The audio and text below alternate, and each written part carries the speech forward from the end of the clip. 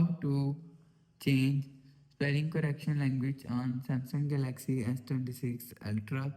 So let's start the video. First of all, go to app library. Now here, so click on settings app. Now in setting, scroll down and click on general management. So you will see general management is here, so click on general management. Now here, so click on now here showing you spelling correction, so click on spelling correction and click on languages. So after click on languages showing here. So if you want to change spelling correction language, so click on language. So you will see